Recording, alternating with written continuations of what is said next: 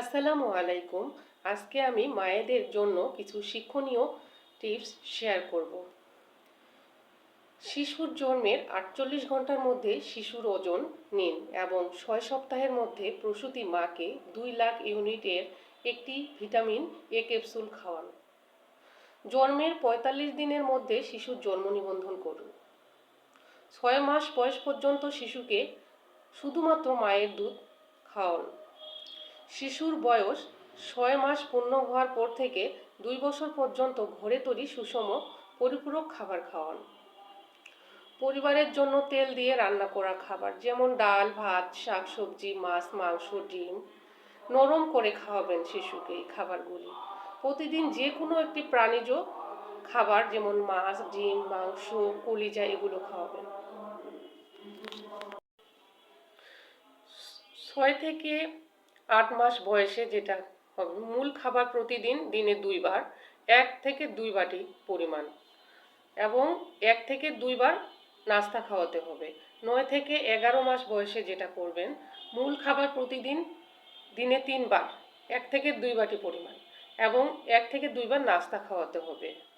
12 থেকে 23 মাস বয়সে মূল খাবার প্রতিদিন 3 বার, প্রতিবারে 1 বাটি পরিমাণ 1 থেকে 2 বার নাস্তা খাওয়াতে হবে।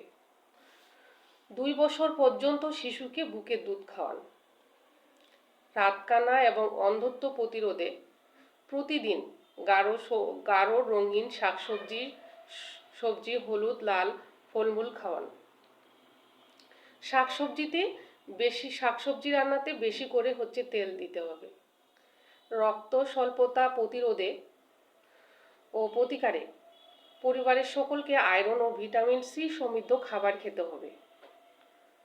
আয়রন সমৃদ্ধ খাবার কোনগুলো? সেটা হচ্ছে মাছ, মাংস, ডিম, কলিজা, কচু শাক, পুঁই শাক, ডাঁটা শাক, ফুলকপি পাতা, ছোলা শাক, ধনে পাতা, তরমুজ, কালো জাম, পাকা তেঁতুল, আমড়া এগুলো আয়রন সমৃদ্ধ খাবার। ভিটামিন সি সমৃদ্ধ ফল পেয়ারা, আমলকি, লেবু, জলপাই, জাম্বুরা, পাকা টমেটো, কামরাঙা, পাকা পেঁপে, আনারস এগুলো। শিশুর খাবার তৈরির আগে এবং খাওয়ানোর আগে নিজের এবং শিশুর হাত সাবান দিয়ে ভালো করে ধুয়ে নিতে হবে। সুস্থ শরীর এবং মেধার জন্য শিশুকে নিয়মিত আয়রনযুক্ত লবণ খাওয়ান। অপুষ্টি প্রতিরোধে শিশুর অসুখে ভোগার সময় এবং সুস্থ হওয়ার পরবর্তী 2 সপ্তাহ দিনে অন্তত 1 বার অতিরিক্ত খাবার খাওয়ান। শিশুকে ভয় দেখিয়ে বা জোর করে খাবার খাওয়াবেন না। উৎসাহ দিয়ে, প্রশংসা করে, ধৈর্য সহকারে খাওয়াতে হবে। এবং সর্বশেষ যেটা বলবো, জন্মের 1 বছরের মধ্যে সবগুলো টিকা দিন এবং টিকার কার্ডটি সংরক্ষণ করে রাখতে হবে। তো আল্লাহ হাফেজ সবাইকে। আসসালামু আলাইকুম।